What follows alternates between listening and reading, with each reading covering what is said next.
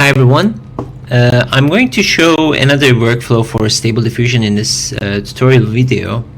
I have actually been working on a different type of formal input for our Stable Diffusion images, and for this exercise I'm trying a new model which is the Canny model, and we have incorporated a few alternatives here, but this one seems to work a lot better with edge detection, and I think we can achieve a lot of interesting architectural results, and I wanted to try it on a mesh driven geometry or topology for this exercise. So I'm going to show you in a simple workflow how you can generate something like this. For this exercise you need to install the Weaverbird tools and make sure that you have under Surface tab and Subdivision the multi-pipe option. So we are going to actually transform a curved network into a mesh surface, then articulate the edges with Weaverbird tools. So here I actually made a custom workflow, but I'm going to transform this into another parametric model and show you how you can actually work on something similar. So I'm going to disable this, and what I'm going to do is I actually had a few inputs like this. So let me actually move this aside. So we're going to start with some points. So I'm going to write point XYZ, and let's see where our origin is. So we are right here. So I'm going to actually there are a bunch of ways we can generate networking towering structure here, but I want to keep it a bit simple for this exercise. So I'm going to start with a point at the origin, and then another point that specifies a height. So let's say we have 2 points like this. This one controls the height of the second point. So I'm going to combine them using a line. And what if we have another line here? Maybe it's a bit more diagonal. So I'm going to make a copy and add some parameters for the x and y. So let's say the x is moved like this, and the height here could be a bit more lower maybe, and then maybe we create something like a bridge. So I'm going to do evaluate curve for the left one, reparameterize this curve, and input a number slider. So this will give me a floating point value here, and I can do curve CP, which will be a horizontal projection, or you can also do something similar here. So you can also do evaluate and draw a line, and there you go. So let's actually try if we can turn these into sub-D surfaces. So I'm going to put them all into a single curve container, and here I'm using the multi-pipe option under the surface tab. So if you go here, the sub-D multi-pipe is right here, and I'm going to place it here and see if it works with the curves. But you can see that we're actually getting a lot of discontinuity. So what I wanted was to have like a volumetric translation, and this is happening because this curve is not broken into two segments. So one thing we could do is basically break these up into two segments with this evaluation. So the quickest way you can do this is by getting the endpoints and drawing two new lines from this point. And rather than feeding this in, you actually supply this time, and you can see it's actually making a nice connection, like a nodal connection. And we can control the node size as well. So I'm going to turn it into a floating value, so we can control the thickness of this sub-D multi-pipe like this. And let's add the other segment. So we could do another endpoint here, get the endpoints of the other line, and add 2 new line segments and connect the endpoint to this mid evaluation. So I'm going to draw 2 new line segments here. And we want to, this is our bridge, and these are the other connections coming from the other part. And there we go. So we have basically a parametric form that could be controlled with these parameters, and we can also control the thickness. So I think there are a bunch of ways we could also control these radii values. So let me see, the distance of the first edge loop, size points. If you're supplying multiple radii for node size, these points identify which node to set up. So I guess the size points would be these points. So we might be able to actually input them in. Let me see if we can supply them individually. So this requests a point input actually. So let's see if we can put all these points in. So we have a total of 6 points, and these will be my size points. The distance edge loop, strut size, between struts between the nodes, approximate spacing of edge loops, cube fit caps. I guess this is kind of it, but this node size is actually making it uniform for all of those. So what I can do is give it kind of a random interval if we want. So we could do list length. So I can get 6 numbers, and for the interval we could do construct domain and specify an interval. So I can do from 3.5 to 2.5,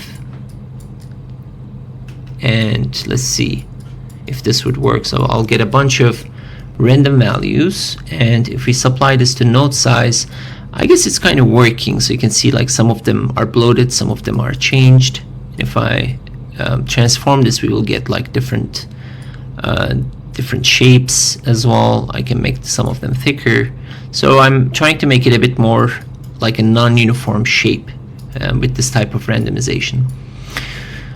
So the next step is we have a sub D with 32 faces, and we can actually transform this into a mesh surface. So there's another command called mesh from sub D.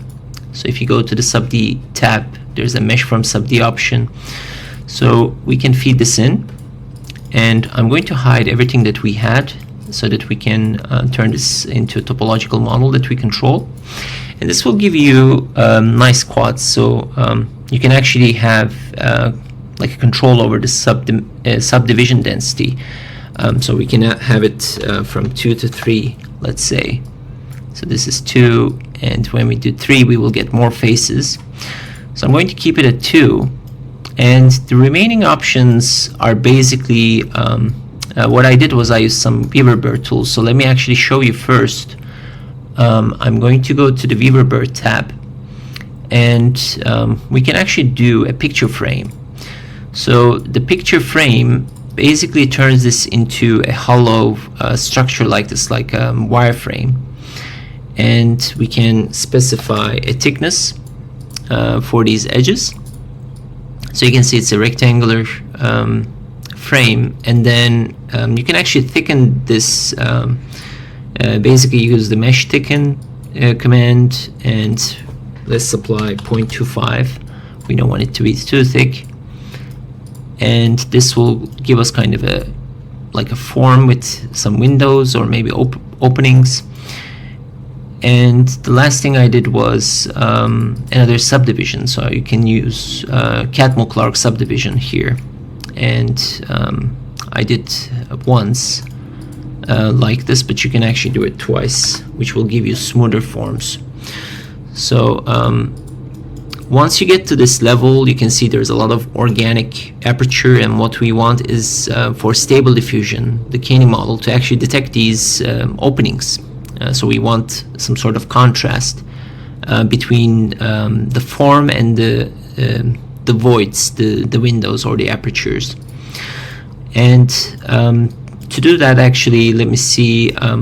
After doing the Catmull-Clark subdivision, I actually did 2 custom previews. So we can do a custom preview here. We are not actually baking these forms because we want them to be controlled parametrically. So I'm going to add a shader here. So let's do material, create material, and then incorporate a color swatch. So let's say we want kind of a like a bone appeal for this, so we can create like a structure like this, and you want to make sure that you have the render option on the preview available, so that when you turn off the previews of this, if you switch to the rendered view, it will actually show you what your structure looks like in rendered mode. And what we want to do is make sure that some of these parameters are actually working. So what I can do is randomize the thicknesses. You can see the form is kind of changing.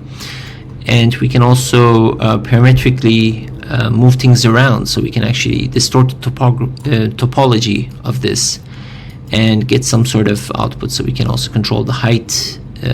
Some of them could be larger, longer. We can also extend it, make them narrower. So this gives us kind of a control, and we will basically have simultaneous output. So we have the shell working, and the next thing you want to make sure is you can actually use this as is. So let's actually try feeding it in to our Stable Diffusion engine, and in rendered mode we actually get kind of a white background, so you don't want this to be too white. So what I would recommend is to use another color. I use like regular RGB tones like red, green, or blue for the algorithm to detect these edges. And here what I did was you basically can grab a screenshot of the Rhino viewport like this, and the resolution of the image is kind of low for the detailing, but it would work just fine for what we want to do. And this could be interpreted in a bunch of ways. So I wrote Zaha Hadid style parametric architecture tower, architectural tower, let's say, and negative prompt you could add something else, and what we want to do is switch to the model first, so it will be loaded up in our server, and then we can actually run this. So it will have the input and it will give me an output. So let's look at what we got.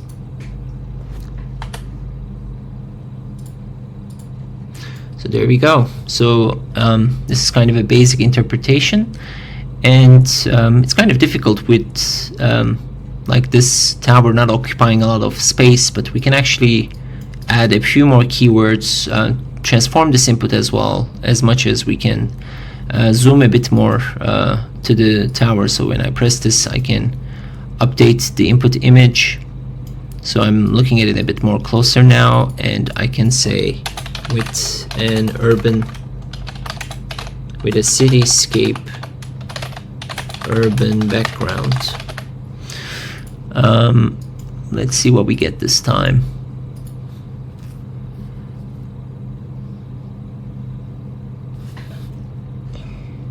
So this time I got something like this. It's not doing a good job of blending the geometry here. I'm also not getting the background. Maybe we just write parametric tower. So I'm going to simplify the prompt. Parametric tower designed by Zaha Hadid.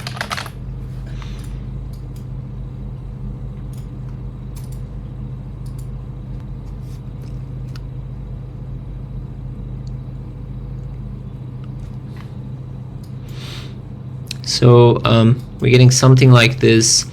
Again, it's not doing a good job of interpreting these windows here. The reason is because you can see the colors are kind of overlapping, right? So where we want it to be a window, there's no indication that this is an aperture, so it's kind of not detecting the window areas.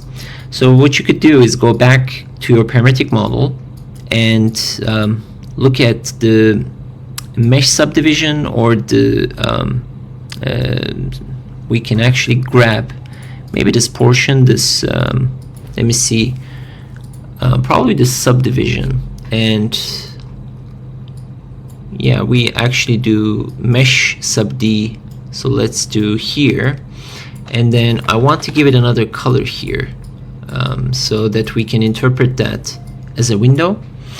You can see it's now filled up, and I wanted to make it, let's say, another tone like blue or yellow, so that the engine could identify it.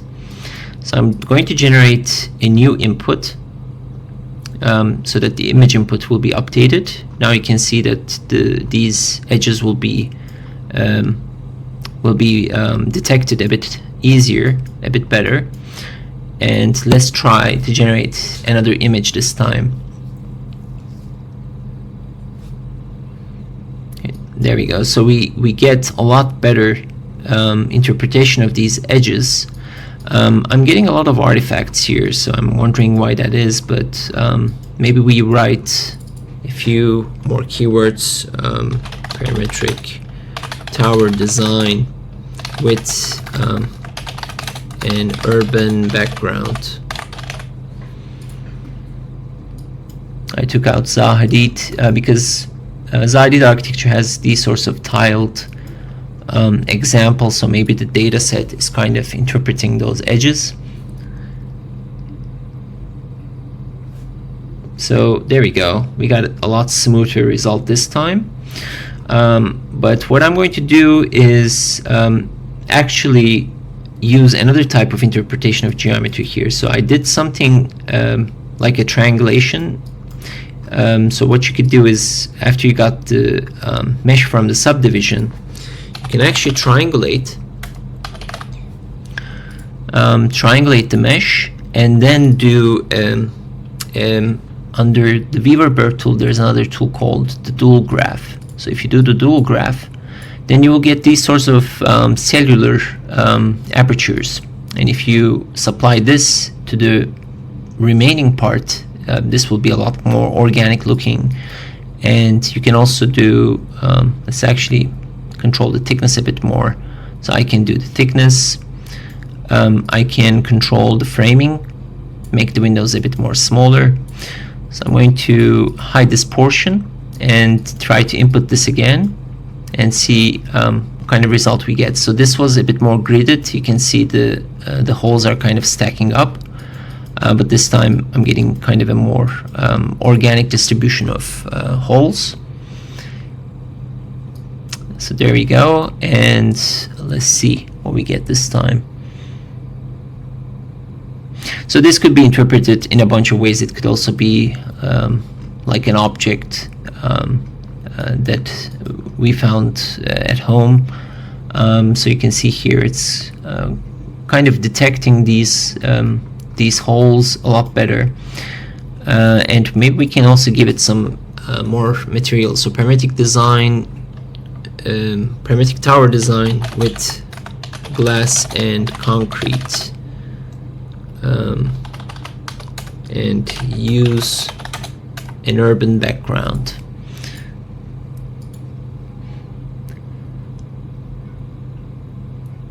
So I'm going to try to generate a few iterations of this, and you can see it's kind of doing interesting results. So let's actually change the lens length. So I had it at 25.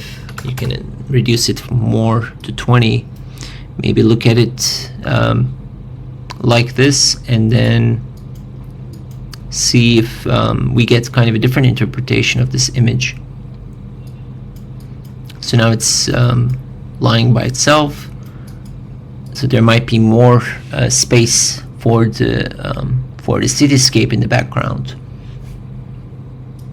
Well, it's kind of placing it on top of a city. So let's try to maybe place a ground.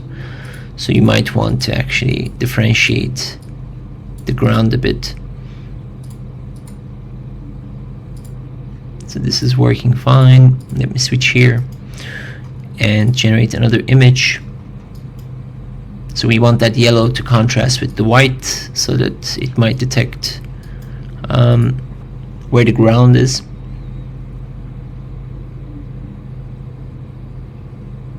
There we go. So it's kind of using it as a base, and there's some context, but it's kind of solitary at the moment. I'm also going to type in something else. So what if it's a ceramic object on a table? So we can also control how this image is interpreted with another prompt. So it doesn't need to be just a tower. I mean, it could be anything we want it to be. So there we go. So it's actually a lot more interesting when you kind of use prompts that relate to household objects or common objects, and you can see the Canny model is doing a better interpretation here. And I'm going to keep this prompt, and I'm going to show you what I meant by building this kind of workflow, so you can now actually control different topological aspects of this object. So I'm going to move around some of these parameters and maybe make these a bit more narrower, and press this again. Oh, before I press that, I have to update the input image, but you can actually create parametric variations of this type of workflow. So you can update the image. Now we have a different form. I can also look at it from another angle. Let's zoom in a bit more.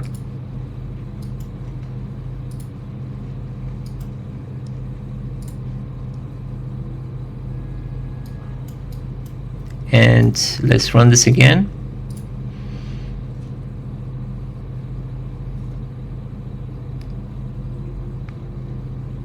There we go. So it's giving me another object, but it's directly interpreting my input and the kind of detailing I have on the input, right? So I have all these holes, and since we are also using meshing technique, I can also reduce the number of nodes here. So let's actually try to maybe not do too much subdivision, but reduce the amount of subdivision. It's actually not giving me too much of this, but let's see if I disable this. Well, it's kind of the offsets, I guess, are not working well. So I'm going to do the reverse. So rather than doing 1, I'm going to do 3. So I'm going to increase the density a lot more, reduce the thickening and the framing. So let's see what we get this time.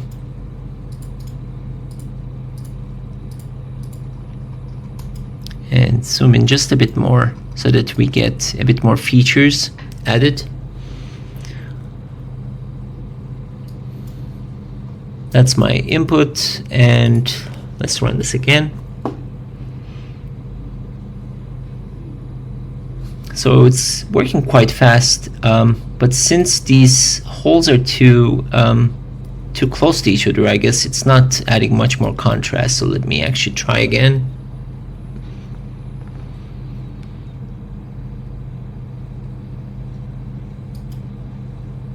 So yeah, we are getting interesting results. So I hope you like this type of workflow, and I'm going to actually show you what I got, as this tool kind of gives me archival images. So I'm going to come in here, and you can look up. These are all the inputs I tried. I also tried some. Let me actually sort by date modified. So you can see I'm also storing the inputs with this tool, and I'm also storing the outputs. There we go. So they have the same generic seed value, but you can actually correlate the input and the output, and you can do a lot of custom workflows. So I also tried doing some urban planning facades with this type of workflow. So you can develop a lot of interesting applications, especially integrating parametric workflows and Stable Diffusion.